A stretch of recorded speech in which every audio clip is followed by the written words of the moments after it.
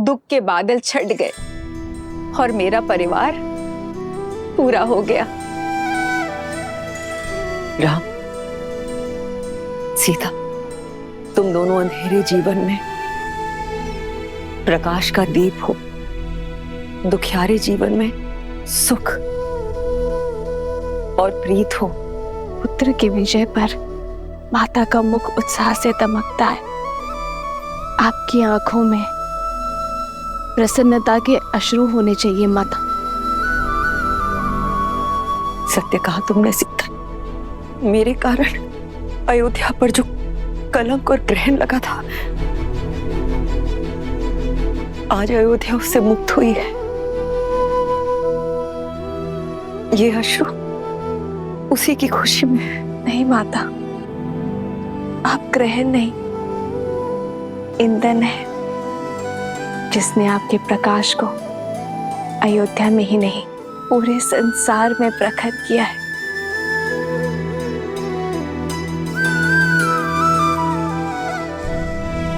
भरत भैया, सबके मन हल्के हो गए हैं। अब आप भी अपने मन का भार उतार दीजिए। नियति के लेख का दंश माता को मत दीजिए भैया, क्षमा कर दीजिए उन्हें।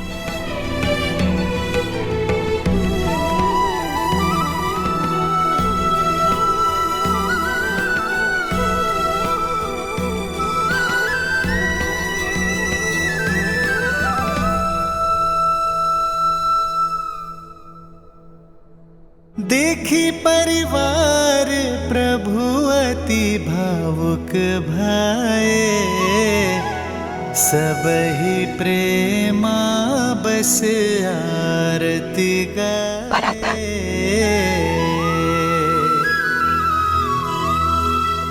आगे सिया रामा सुख पाए, मनहु मोह माया मिटाए।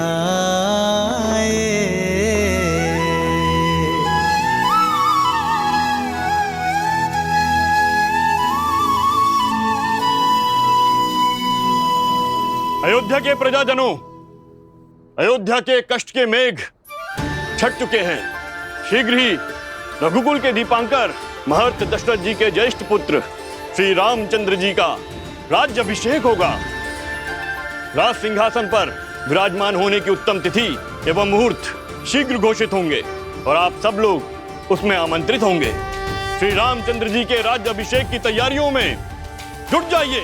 रामचंद्र की, रामचंद्र की, रघुपति रामचंद्र की, रघुपति रामचंद्र की, माता सीता की, माता सीता की। श्री रामचंद्र कृपालु भजु मन हरण भव भय दारुणम, नव कंज लोचन कंज मुख कर कंज पद कंजारुणम। सिया राम, सिया राम, सिया राम, सिया राम, सिया राम, सिया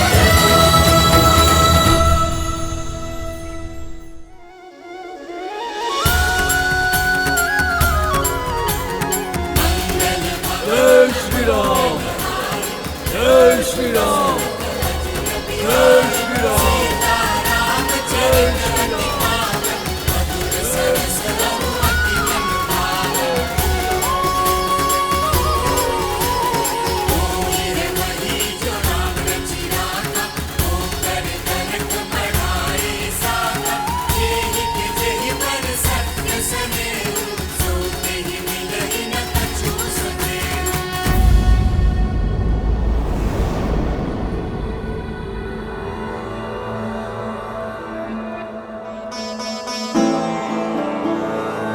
राम,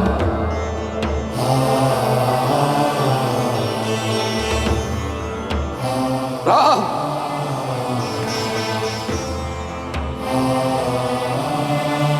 भरत आपके लिए कुछ भेंट लाया पिताश्री।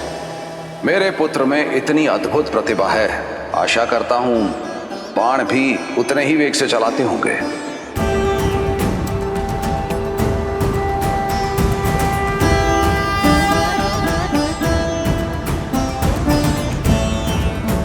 आपका राम लौटा है पिताश्री, अपना दायित्व पूर्ण करके। किंतु आज आपके सामने रावण का वध करने वाला योद्धा नहीं खड़ा है, अपने पिता की आज्ञा का पालन कर लौटा पुत्र खड़ा है।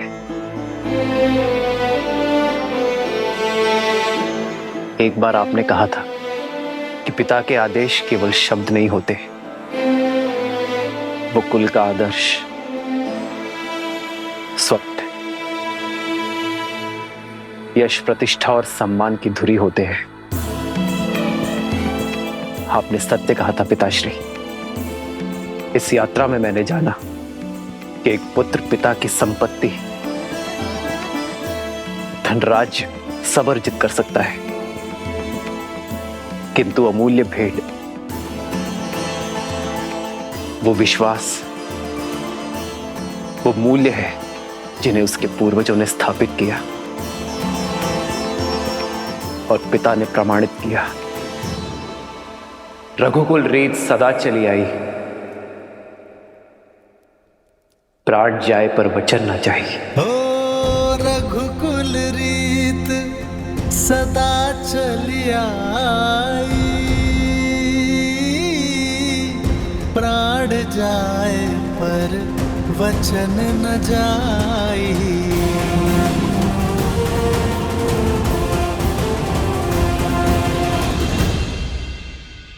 मित्र, इतना समय हम आपके साथ रहे, आप हमें जानते हैं और हम आपको। किष्किंधा वासियों के मन में इच्छा है कि हमें भी अयोध्या देखने का, जानने का सौभाग्य मिले। हाँ प्रभु, हम सबने अयोध्या के बारे में बहुत सुना है और अब प्रभु जानना चाहते हैं। अवश्य हनुमान, कुछ क्षण आप सभी विश्राम कर लीजिए, मैं स्वयं आप दोनों को अयोध्या भ्रमण के लिए ले जाऊंगा।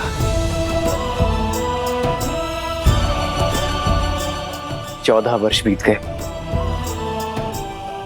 मैंने अपने राज्य का भ्रमण, अपने अयोध्या के दर्शन नहीं किए। महर्षि मुग्दल के स्वागत के साथ अयोध्या भ्रमण भी हो जाएगा। दीदी,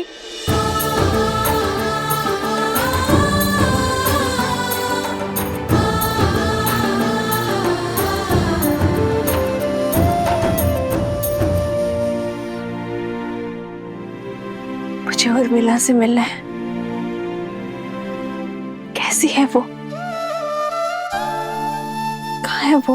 वो तो अब तक सोई हुई है, वर्षों से आंख नहीं खोली, अपने पति को दिए हुए वचन का पालन कर रही है।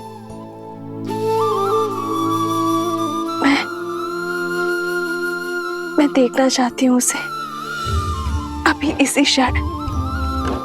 मुझे ले चलो उसके पास। हाँ।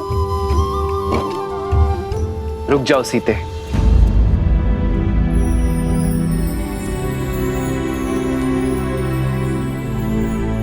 उर्मिला का प्रण पूरा होना अभी शेष है सीते।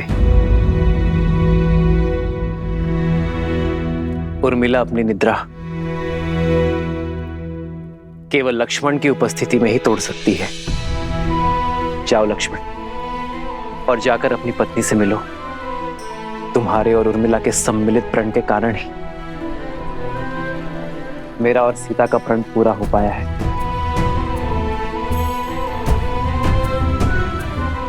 उर्मिला ने महल में रहकर इस घोर निद्रा का दंश भोगा है, किंतु अब सेवा और संकट का समय समाप्त हुआ मेरे भाई। अब तुम्हारा प्रथम कर्तव्य अपनी गृहस्थी संभालना है। ये शुभता पूर्वजों के गति के कारण आई है। जाओ लक्ष्मण, और उर्मिला को निद्रा से जगाओ।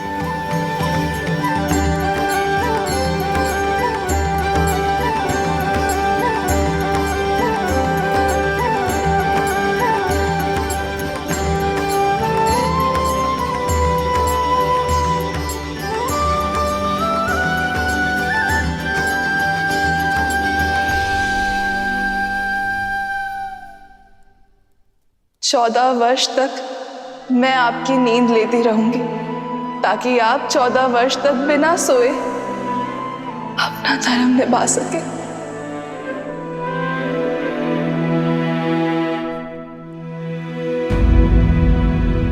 किंतु जो इतने वर्षों से नहीं जागी हैं, वो अभी जागेंगे क्या? मुझे तो बहुत घबराहट हो रही है। श्रुतकीर्ति, निद्रा 4 प्रकार के होते हैं: परिश्रम, मदिरा, मोह और दुख। परिश्रम से आई निद्रा सूर्य के प्रकाश से खुलती है। मदिरा से ऐसी निद्रा आती है जो चेतना के जागने से खुलती है। मोह की निद्रा ज्ञान प्राप्ति से खुलती है। और दुख से आई निद्रा मृत्यु का कारण बनती है।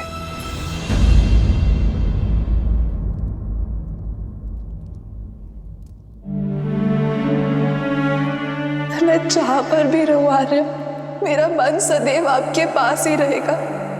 मेरी केवल एक ही इच्छा है आर्य, कि मैं जब भी अपनी आंखें खोलूं केवल आपको देखूं।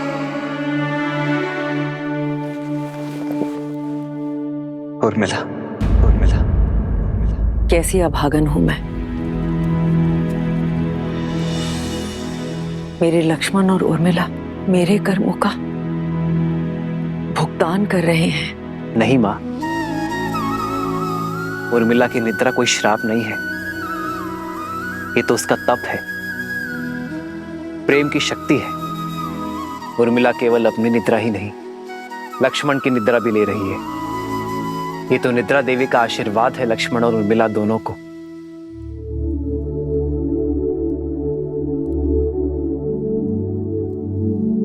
देखिएगा मां, लक्ष्मण के बुलाते ही उर्मिला अपनी निद्रा से जाग जाएगी। उठो उर्मिला, आंखें खोलो, देखो,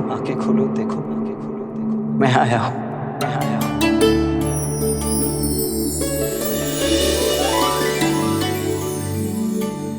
आर्य, आप, हे महादेव, आपके वनवास के प्रस्थान का समय हो गया। आपके प्रस्थान हेतु सहायता करने के बजाय अपनी निद्रा पूरी कर रही थी। क्षमा कीजिए आर्य। कैसी क्षमा उर्मिला, अब किसी को कहीं नहीं जाना है। पर पिताश्री का वचन और राम भैया का प्रण पूरा हुआ उर्मिला। भैया का भी और तुम्हारा भी। अब एक प्रण मेरा है। जहां भी रहूंगा सदा तुम्हारे साथ रहूंगा। तुम्हारे प्रेम के सबल ने मुझे बहुत बल दिया है उर्मिला। इसके लिए बहुत बहुत धन्यवाद, कोटि कोटि धन्यवाद। क्या आप सच में 14 वर्ष तक अपलक जिए, बिना निद्रा के निकाल लिए? तुमने भी तो यहाँ 14 वर्षों तक बिना भोजन के बिताए हैं उर्मिला। तुम्हारी निद्रा ने मेरी थकान को हर लिया और मेरे भोजन ने तुम्हारे शरीर को पोषण दिया। दाम्पत्य जीवन का ये आदर्श, यही तो भैया ने हमारे माध्यम से संपूर्ण संसार को दिया है कि पति पत्नी दोनों एक दूसरे के पूरक होते हैं, जीवन के भी, प्राणों के भी और समर्पण के भी। और तुम्हारे समर्पण का तो कोई मूल्य ही नहीं है उर्मिला।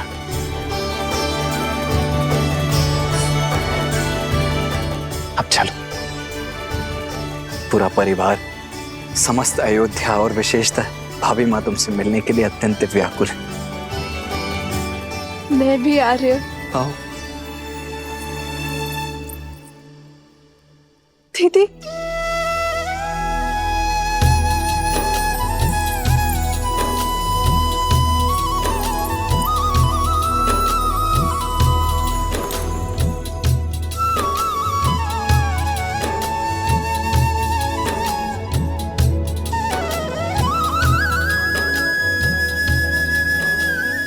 बचपन से लेकर आज तक मेरे हर निर्णय, हर कार्य में साथ दिया है तुमने। और आप मेरे और मेरे पति के लिए, इस रघुवंश के लिए लक्ष्मण भैया को हमारे साथ भेज, एकांत का दंश भी झेल लिया तुमने।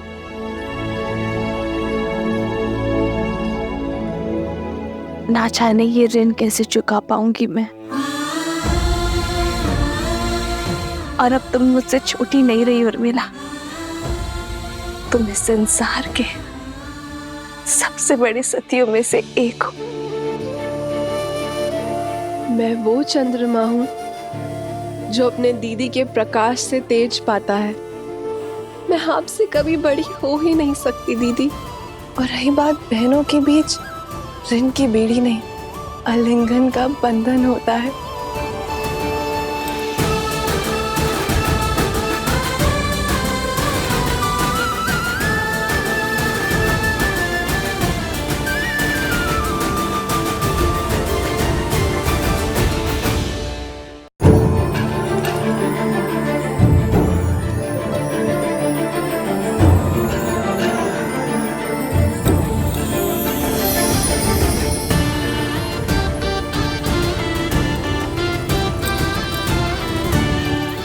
बहुत सुंदर प्यारा लग रहा है।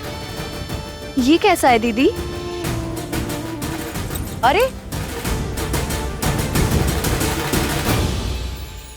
तुम सब यूं ही अब तक बातें कर रही हो। ऋषि मुद्गल के स्वागत की तैयारियां करनी है, वो आते ही होंगे। जी माता, वर्षों बाद बहनों से मिली तो कुछ स्मरण नहीं आया। मैं समझ सकती, जो पीड़ा तुम सबने भोगी है वो मेरे कारण ही तो है।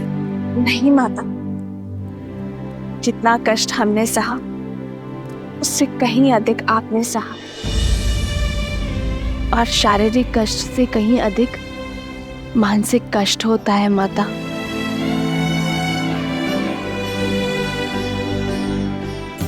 धन्यवाद मेरी पुत्री,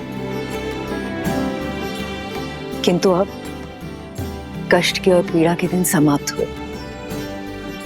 प्रसन्नता से ऋषि मुद्गल का स्वागत करते हैं, उनसे उपदेश लेते हैं। जो कष्ट और पीड़ा मेरे पुत्रों ने भोगी, वो मेरे पोतों को ना भोगनी पड़े।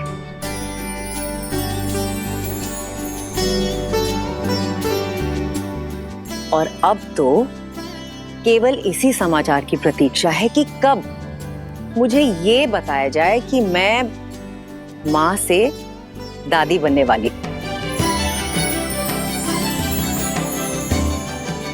अरे तुम सब यूं ही शर्माती रहोगी या चलोगी मेरे साथ? शीघ्र चलो और गुरुजी का आशीर्वाद लो। जी। अयोध्या और श्री राम के जीवन से दुख का हर मेघ छट गया। अब सब शुभ ही होगा। इतनी शीघ्र भूल गए पुत्र? धूप छांव दिन रात की भांति ही अच्छाई और बुराई भी सदा साथ ही रहते हैं। दीपक की आवश्यकता तो वहीं होती है जहां अंधकार होता है, और लोग जलते हुए दीपक के प्रकाश में उसके नीचे पसरे हुए अंधकार को देखना भूल जाते हैं। जब सामने सब उचित प्रतीत हो रहा होता है, तभी पीछे से बुराई अपने पंख फैला रही होती है। अर्थात दुख की धूप हो या सुख की छांव, सदा सतर्क रहो। हाँ पुत्र, जब भी हम जीवन में कोई शुभ या मंगलमय कार्य करें, तब हमें अतिरिक्त सावधानी और सतर्कता बरतनी चाहिए। सत्य और धर्म की क्षमता पर विश्वास रखते हुए अपने तन मन को और अधिक दृढ़ करना चाहिए। प्रिय गणेश, वो देखो, श्री राम उसी योजना का शंखनाद कर रहे हैं।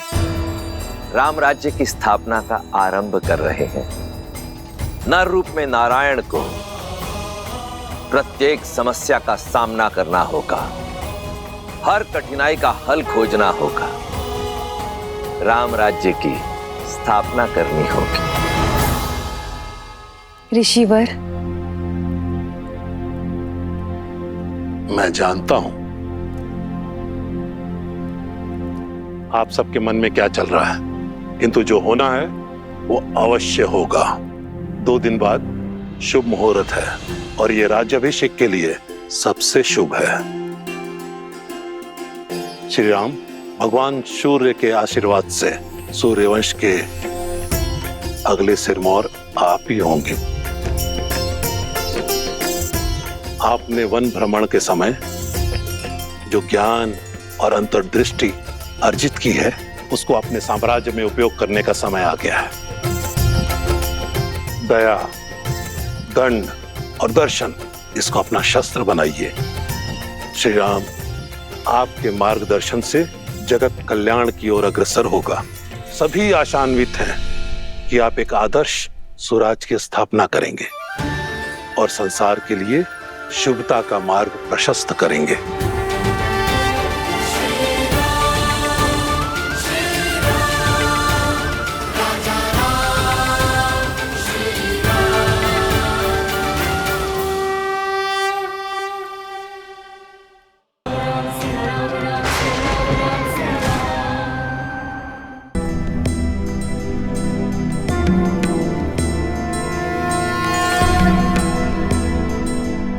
ऋषिवर, एक प्रश्न है जो बार बार मन को कचोटता है।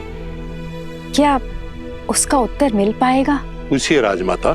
ऋषिवर, एक संतान माता या पिता का पाप या पुण्य भोगती है, तो मुझसे ऐसा कौन सा पाप हो गया कि मेरे पुत्र और पुत्रवधू को वन की पीड़ाएं भोगनी पड़ी?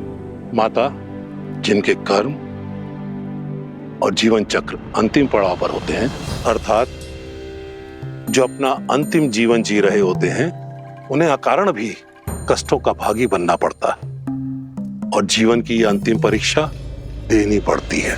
अर्थात मेरे पुत्रों के पुत्रों को भी ये असहनीय कष्ट भोगने पड़ेंगे। माते, संसार के हर प्राणी का भाग्य सूर्य देव की पुत्री माता छठी के हाथों लिखा जाता है। इसलिए नवजात शिशु की कुंडली 6 दिवस के बाद बनाई जाती है। आप तो साक्षात सूर्य देव के वंशज हैं, सूर्यवंशी हैं। यदि आपकी पुत्र वधुएं आपके पूर्वज सूर्य और उनकी पुत्री छठी माता की आराधना करें तो भविष्य में उनकी होने वाली संतानों के भाग्य में सुख और समृद्धि आना अटल है। छठी माता की कृपा से शीघ्र ही इस राजमहल में पालना भी बंधेगा और किलकारियां भी गूंजेंगी।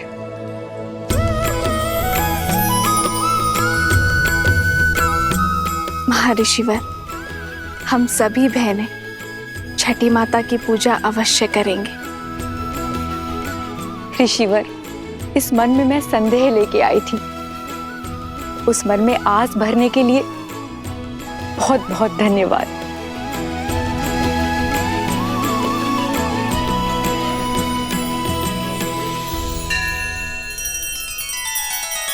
श्री रामचंद्र कृपालु भजु मन हरण भव भय दारुणम नव कंज लोचन कंज मुख कर कंज पद कंजारुणम। सिया राम, सिया राम, सिया राम, सिया राम, सिया राम, सिया राम।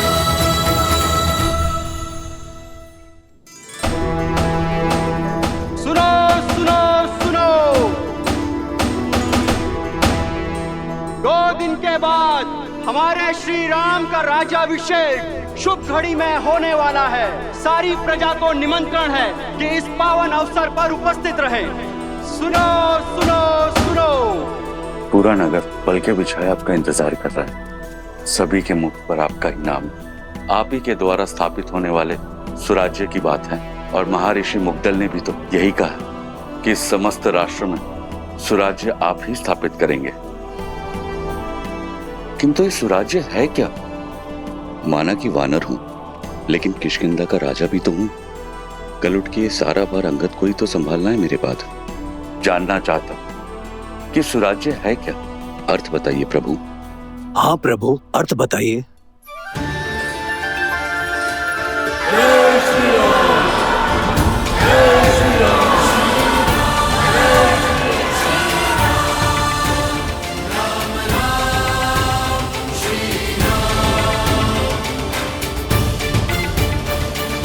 सुराज्य का अर्थ जानना था ना मित्र। सुख, समृद्धि, रक्षण और न्याय, ये सुराज्य के लिए आवश्यक है। सुराज्य का अर्थ आपके सामने है मित्र।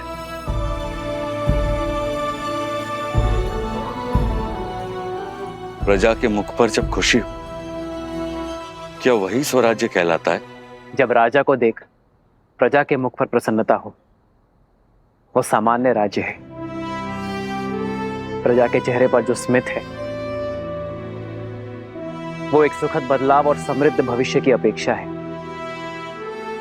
प्रजा को आशा होती है कि राजा उनके दुख सुनेगा, उनकी पीड़ा हरेगा। पर सुराज्य वो जब प्रजा को देख राजा के मुख पर प्रसन्नता हो, राजा को संतुष्टि कि वो अपनी प्रजा की अपेक्षाओं को पूर्ण कर पाया है। जब राजा को यह विश्वास हो कि वो अपनी प्रजा के जीवन में बदलाव लाने में सक्षम है, वो है सुराज्य। प्रजा को देख एक राजा तब मुस्कुराता है जब वो जानता है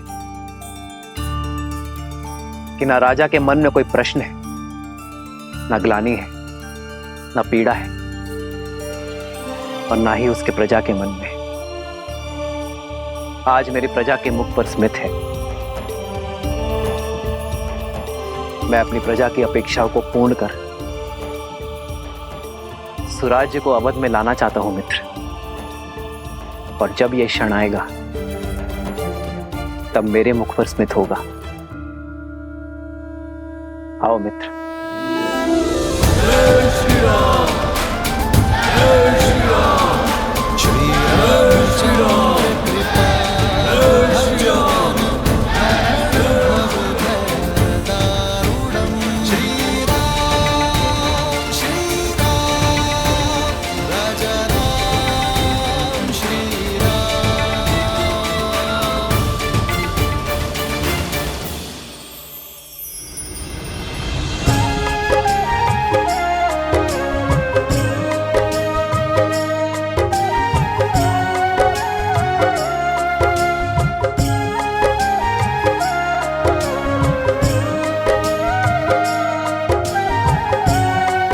सीता दीदी, हमारे पग को कष्ट ना हो, इसलिए ये सारा प्रयास हनुमान जी हमारे लिए कर रहे हैं।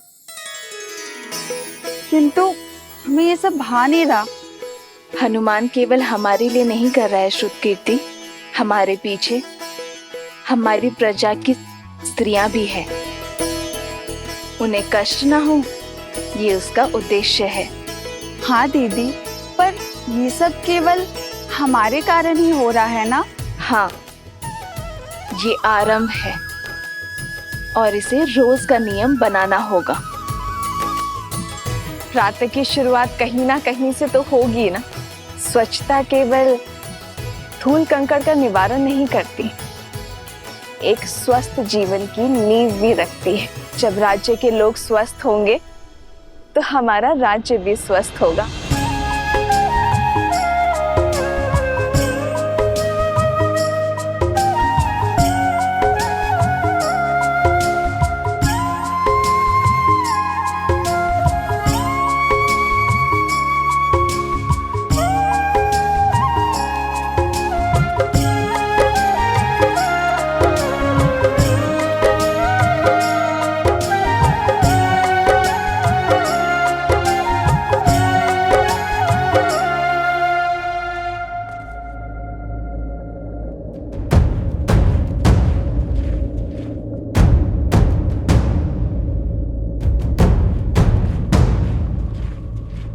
जिस दिन का स्वप्न मैं वर्षों से देख रहा था, वो दिन भव्य और गरिमापूर्ण होगा।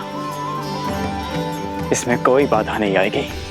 मित्र, आपके राज्य अभिषेक की पावन घड़ी, उसमें सेना का नियोजन, क्या आपकी प्रजा के मन में भय का निर्माण नहीं होगा कि होने वाले राजा अपने राज्य अभिषेक से पहले सुरक्षा का प्रबंध कर रहे हैं कि कुछ अघटित ना हो?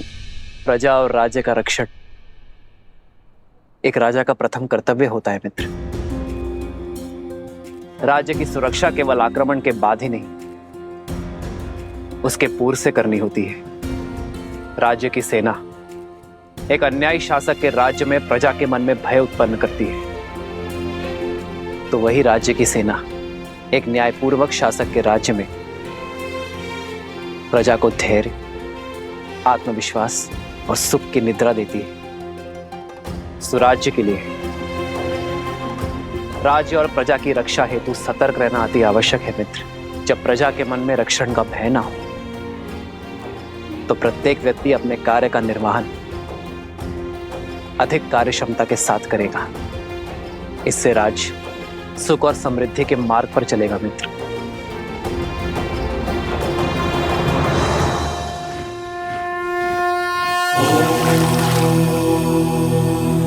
शांति शांति शांति।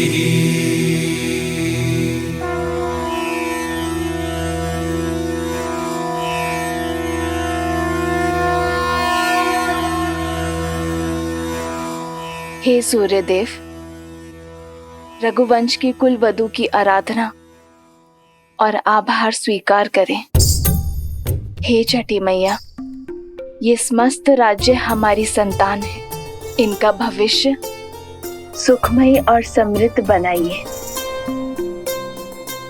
अपने तेज से हम सबके जीवन में सुख और समृद्धि का प्रकाश फैलाइए। करना कृपा इतनी मैया, बढ़े यश रघुवीर का, बढ़े यश रघुवीर का। फले फूले नगरी अयोध्या, पावन पड़े पीर का, पावन पड़े पीर।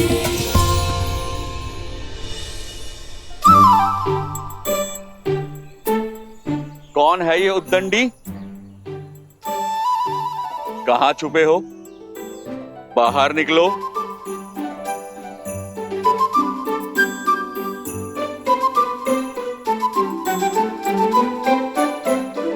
क्षमा कीजिए प्रभु, किस बात की क्षमा? वो हमारी गेंद आपको क्षति पहुंचाई। इसका दंड तो अवश्य मिलेगा, किंतु दंड से पहले एक बात जानना आवश्यक है कि किसी भी क्रीड़ा में ये विशेष ध्यान रखा जाए कि किसी को हानि ना हो, किसी को क्षति ना पहुंचे। जी प्रभु, हम दंड के लिए तैयार हैं। पहले वचन दो कि इस बात का ध्यान रखोगे। हम वचन देते हैं, अवश्य ध्यान रखेंगे। तो अब दंड के लिए सज्ज हो जाओ। अपना हाथ आगे करो।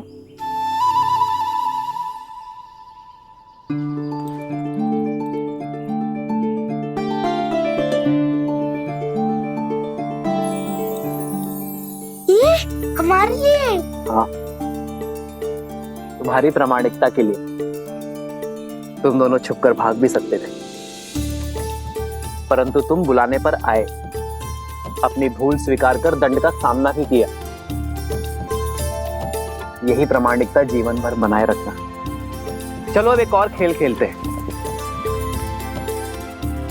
ये देखते हैं कि तुम सब में सबसे वेग से कौन दौड़ता है। भागो।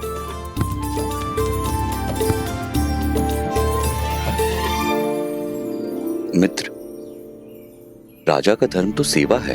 आपने जो इनको ये धन दिया, ये ना लगे कि आप अपने धन का प्रदर्शन कर रहे हैं। जब राजा अपने स्वर्ण और रत्न का प्रदर्शन करता है, तब प्रजा का राज्य के प्रति शक्ति और सामर्थ्य बढ़ता है मित्र। एक राजा के लिए रत्न प्रदर्शन जितना आवश्यक है, उतना ही घातक धन का मोह है। जब राजा अपनी संपत्ति को लेकर निर्मोही होगा, तभी वो राज्य को सुराज्य की ओर ले जा पाएगा।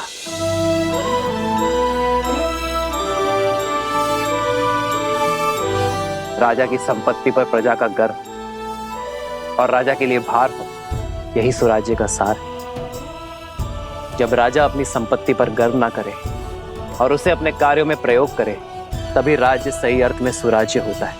अति सुंदर। आपके विचारों ने हमारे विवेक को झंझोड़ दिया है। आपके ही मार्गदर्शन से अब से किष्किंधा में भी सुराज्य होगा, राम राज्य का परचम लहराएगा। जय श्री राम।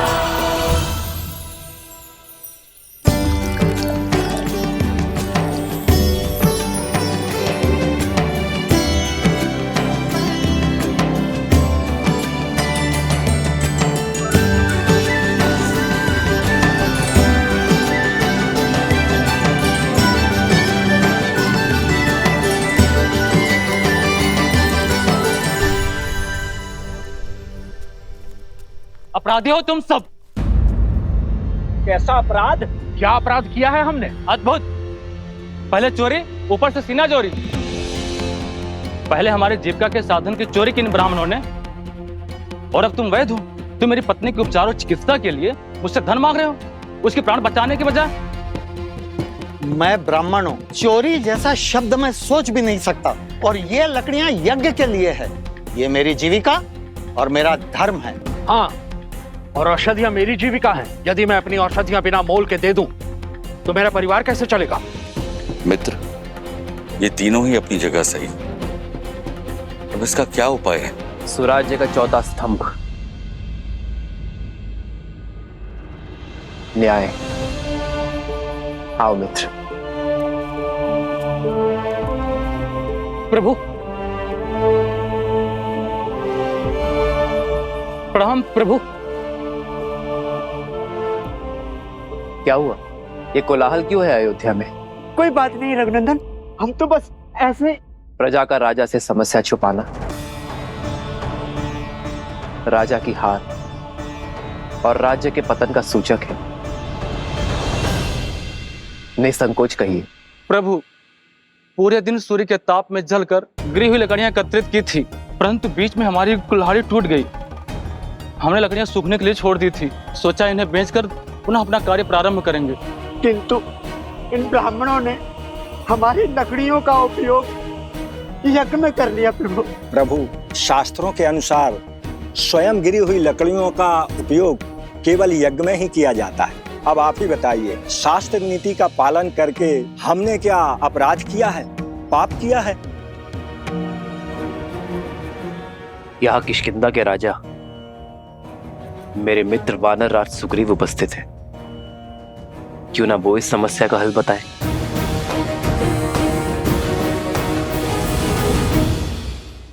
वही सत्य, इन ब्राह्मणों का कोई दोष नहीं। ना आप असत्य कह रहे हैं, ना आपने कोई अपराध किया है, ना हमारे वैद्यराज का कहना गलत है। प्रभु, अगर कोई गलत नहीं है तो ये कलेश क्यों? इसका समाधान क्या है प्रभु?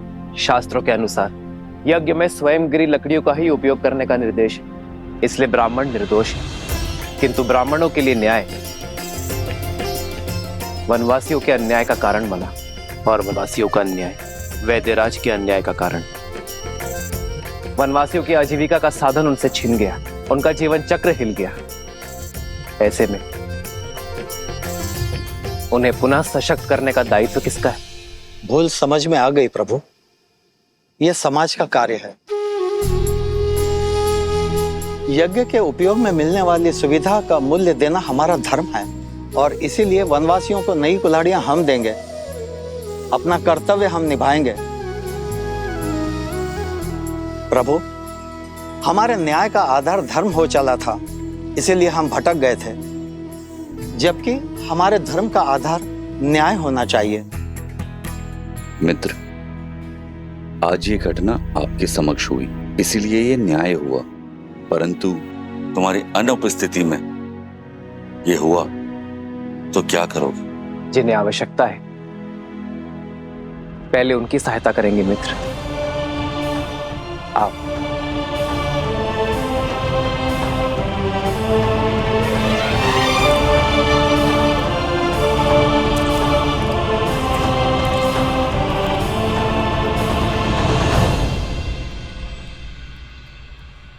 प्रभु, प्रणाम वैद्य जी, क्या मैं आपकी कुछ सहायता कर सकता हूँ? श्री राम श्री राम श्री राम श्री राम श्री रामचंद्र कृपालु भजु मन हरण भव भय दारुणम् नव कंज लोचन कंज मुख कर कंज पद कंजारुणम्।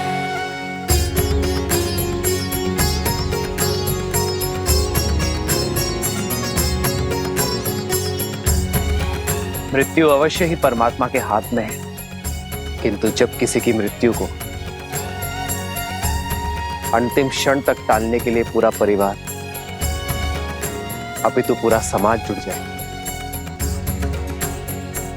तब बनता है सच्चा और आदर्श राज्य। जब किसी के दुख के क्षण में ना कोई ऊंच नीच ना कोई जात पात का विचार आए, वो कहलाता है स्वराज्य। जब राजा अपनी प्रजा के लिए उससे अधिक कर जाए, जिसमें वो सक्षम है, तब बनता है स्वराज्य।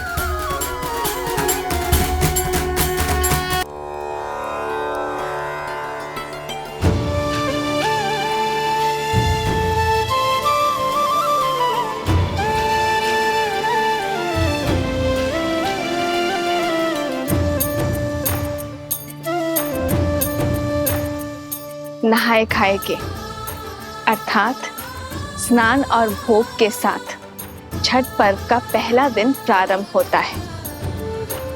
इस भोग को खाने के बाद हमें 36 घंटों का व्रत रखना होगा, अर्थात परसों भोर। ये व्रत शांति के लिए है। जहाँ शांति हो वहाँ सुख और समृद्धि अपने आप आ जाती है। ये राज्य मेरा परिवार है और इसकी शांति की कामना करती हूँ मैं छठी माँ।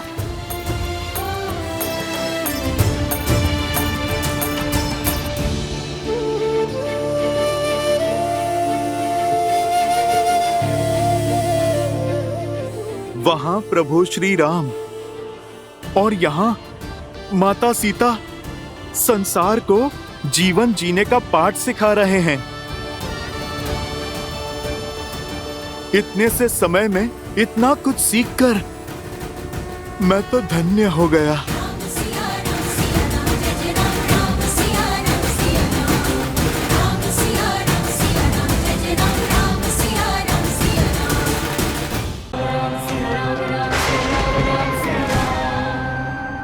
राज्य के लिए राज्य कार्यभार का सही होना आवश्यक है, और राज्य कार्यभार समाज व्यवस्था पर चलता है। जीव, अन्न, पानी और आरोग्य ये किसी भी व्यवस्था के मूलाधार है। यदि रोजगार नहीं होगा तो जीविका नहीं होगी, ना कोई अन्न खरीद पाएगा और ना ही कोई रोगी अपना उपचार करवा पाएगा। हमें रोजगार के निर्माण का ये चक्र शुरू करना होगा मित्र। वही राजा को अन्न और जल, इन मूलभूत आवश्यकताओं का संचय और निर्माण करना होगा। एक राजा को आपातकालीन के लिए अन्न का संचय करना होगा, किसानों के लिए जल संचय की सामग्री का निर्माण करना होगा। और रही बात आरोग्य की, तो अपने राज्य में स्वच्छता की नींव रखना, अपनी प्रजा को निरोगी बनाना और आरोग्य केंद्र का निर्माण करना हमारा धर्म यही कर्म करने की बात करता है मित्र। जहां न्याय धर्म का आधार हो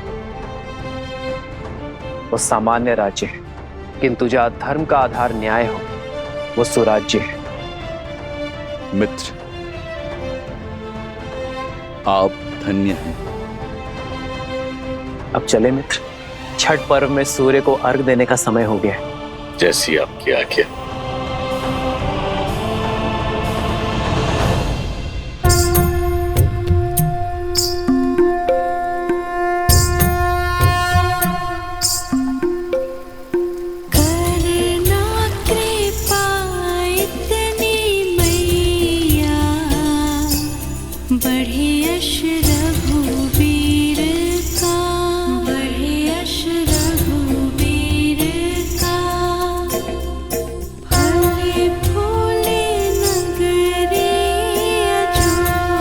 श्री राम सदा सदा के लिए अयोध्या के होने जा रहे हैं।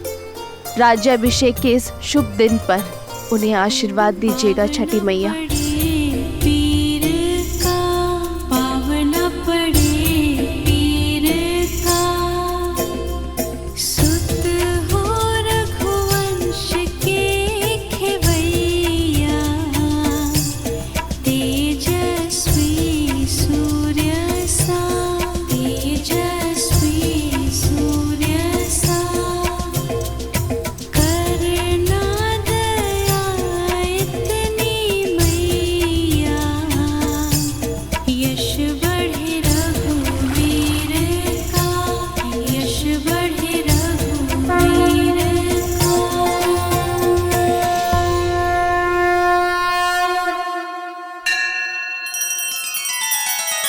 श्री रामचंद्र कृपालु भजु मन हरण भव भय दारुणम नव कंज लोचन कंज मुख कर कंज पद कंजारुणम।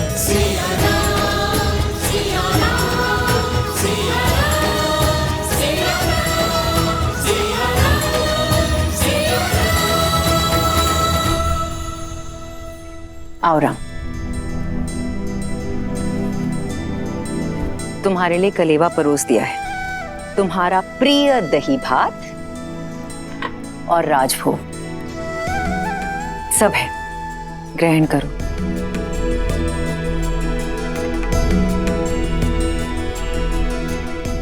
माँ, सीता का है, भोर की पूजा समाप्त नहीं हुई। रघुकुल की चारों पुत्र वधु भोर से ही तट पे हैं। महर्षि मुद्गल के कहे अनुसार छठी मैया की पूजा कर रही हैं।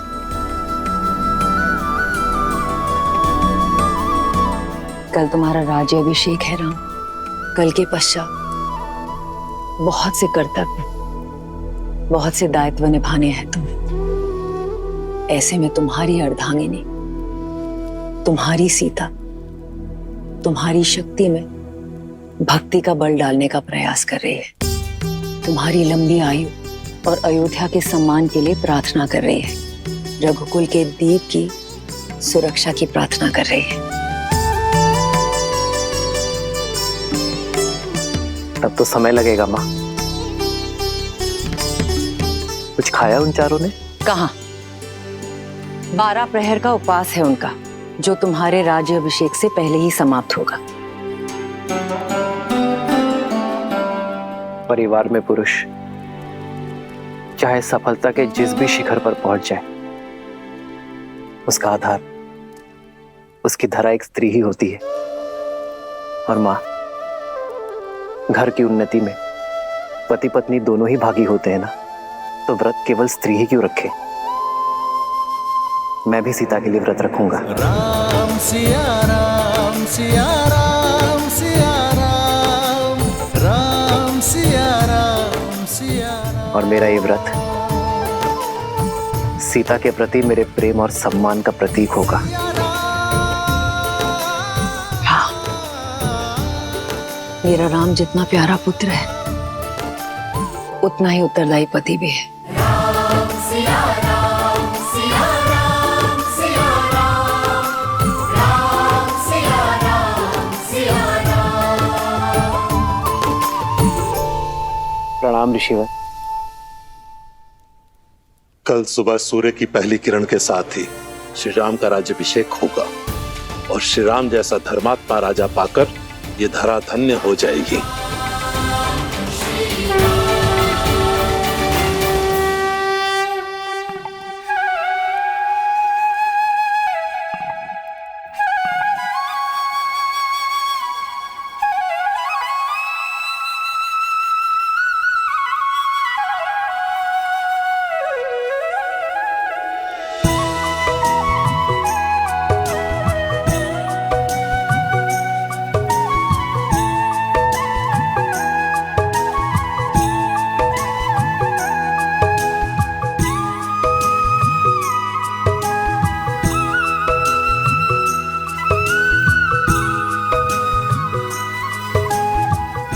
हमारे कारण इन्हें भी प्रातः उठकर आना पड़ा।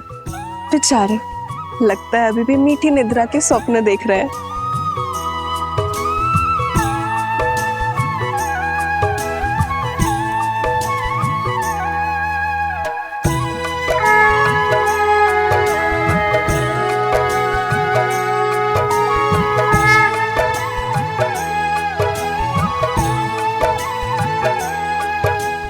तो छठी माँ की पूजा हम अपने बच्चों के लिए रखते हैं ताकि उनका जीवन सरल हो और कोई परेशानी ना हो।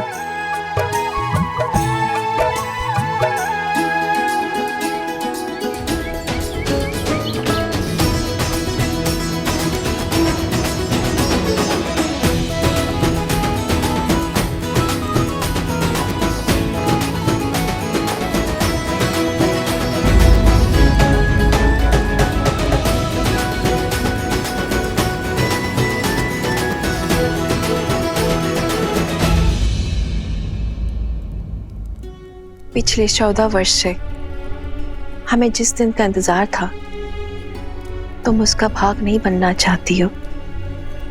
हमारा राम राजा बनने वाला है। चलो कैकेयी, ये समय बीती बातों का शोक मनाने का नहीं, आने वाली घड़ी के सुख में रंगने का है। आपको मुझ पर क्रोध नहीं आता? इस समय भी आप मुझे अपना दोषी नहीं मानती? कैकेयी दीदी, वनवास में जाने से पूर्व स्वयं राम ने तुम्हें क्षमा कर दिया था और हमने भी आपको क्षमा कर दिया था। मुझे राम के प्रति तुम्हारे प्रेम में न पहले कोई संदेह था न है।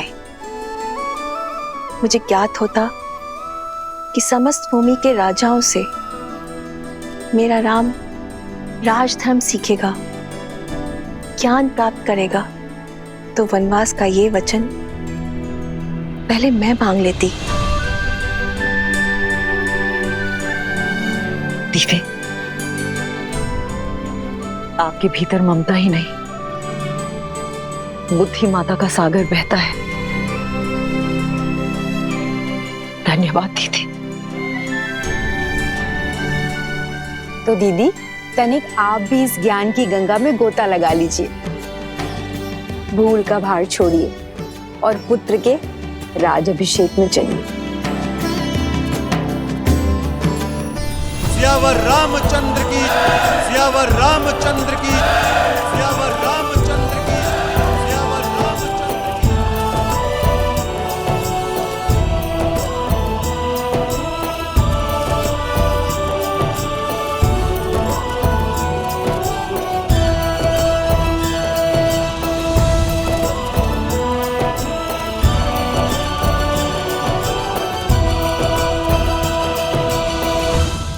सियावर रामचंद्र की, सियावर रामचंद्र की, सियावर रामचंद्र की, सियावर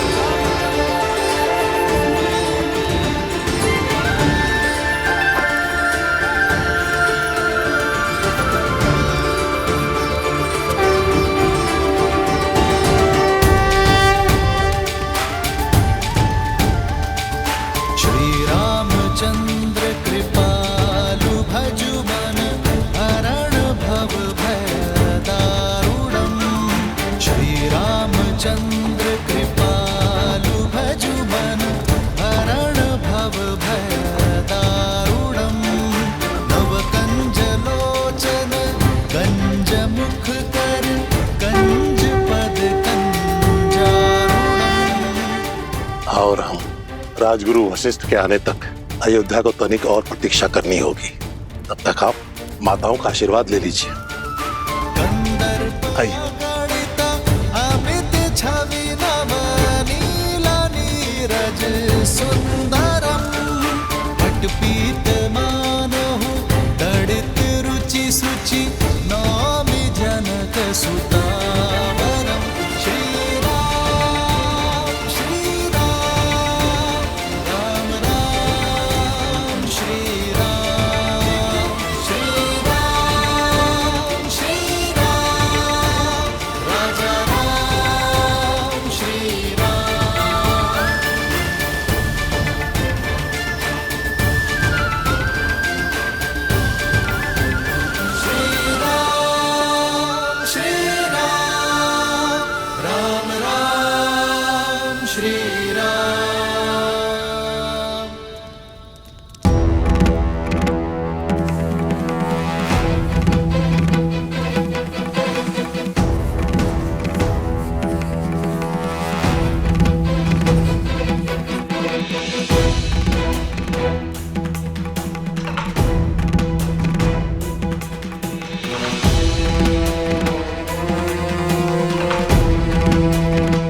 महर्षि पराशर, नक्षत्रों से उलझने के लिए अभी बहुत समय है।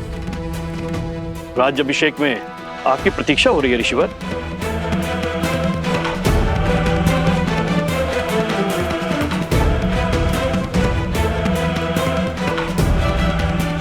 आप इतने गंभीर क्यों हैं ऋषिवर? क्योंकि ग्रहों के संकेत ठीक नहीं है। जब किसी के भाग्य में राहु की छाया पड़ जाती है तो असुरी माया कोई ना कोई कष्ट जरूर देके जाती है। मुझे राम पर विश्वास है। यदि भाग्य में संघर्षों का भंवर है तो वो भी स्वीकार है, और मुझे विश्वास है कि अयोध्या के नए राजा इस भंवर से भी अवश्य पार होंगे। एक राजा के जीवन का संघर्ष उसकी संपूर्ण प्रजा को भोगना पड़ता है।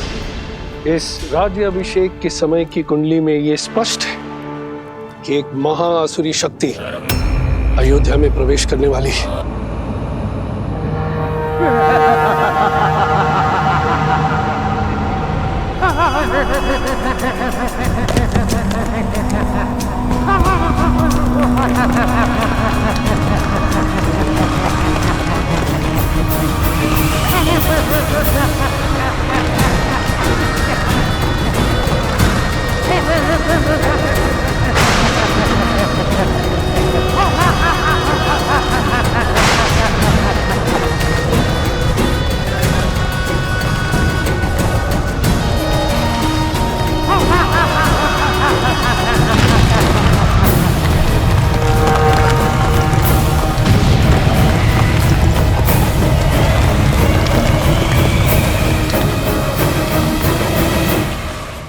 देवता सदा अयोध्या के आगे ढाल बनकर खड़े होते आए हैं ऋषिवर।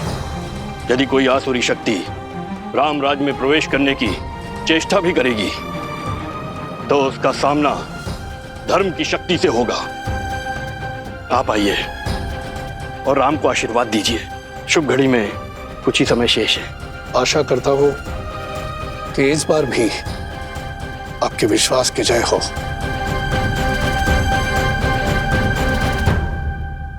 आइए, चलिए।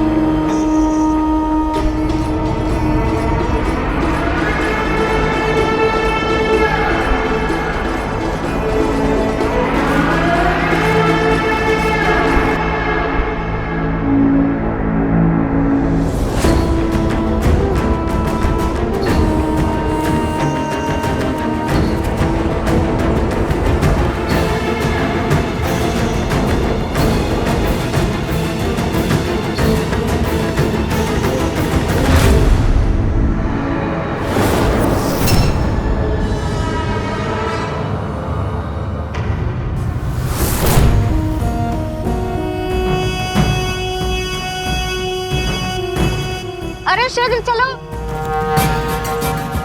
आज अभिषेक का समय हो गया है।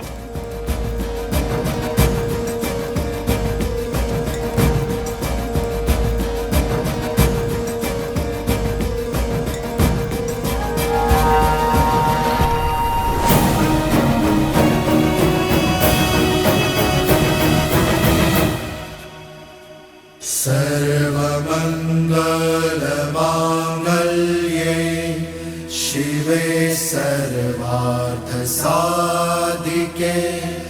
शरण्ये त्र्यंबके गौरी नारायणी नमोस्तुते। माता, जीवन के पग पग पर आपने महादेव का साथ दिया है। आशीर्वाद दे कि वैसे ही मैं भी सदा अपने श्री राम का साथ दे सकूं। सुख दुख की हर घड़ी में मैं राजा राम की पत्नी के रूप में सभी दायित्व निभा सकूं। नमस्तस्यै नमो नमः।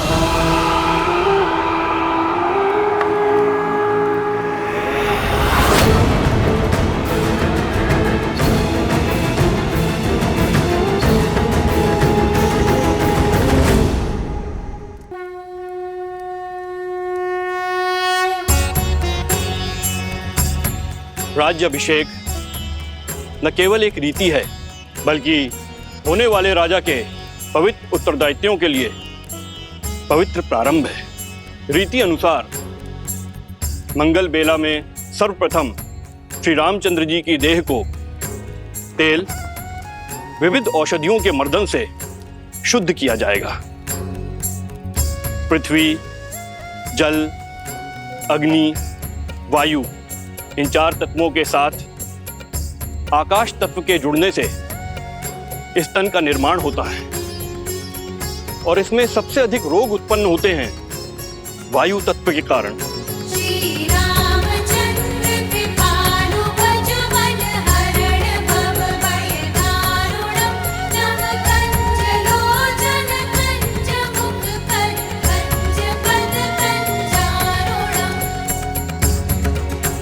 वायु न केवल चलने या कार्य करने की शक्ति है, बल्कि मन में उत्पन्न होने वाले विचारों की अभिव्यक्ति भी है।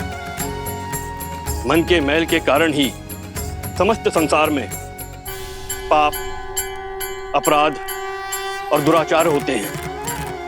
अतः मंत्रों से मन को बांधकर एवं तेल के मर्दन से वायु तत्व को शांत किया जाता है।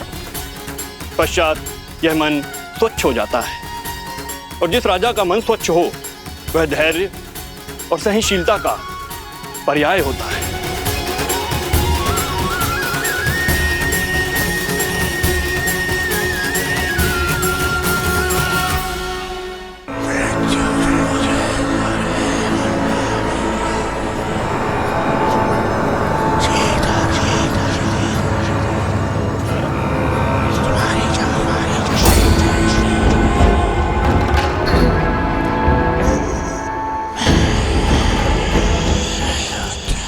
ना जाने कौन बड़बड़ाया जा रहा है, कानों में विचित्र स्वर आ रहा है, ना ही कुछ समझ में आ रहा और ना ही कोई दिखाई दे रहा है। जाने कौन है जो पूजा भी नहीं करने दे रहा है।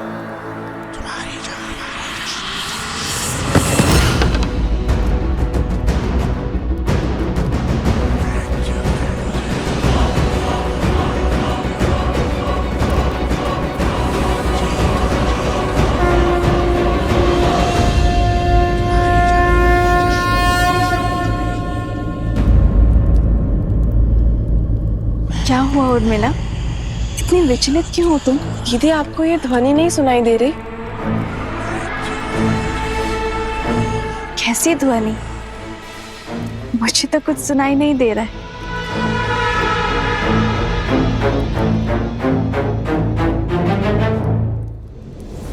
क्या ऐसे मेरी शक्ति, मेरी उपस्थिति का आभास तक नहीं है? क्या कोई हो सकता है इस संसार में जो सहस्त्र मुख रावण की शक्तियों से प्रभावित ही न हो?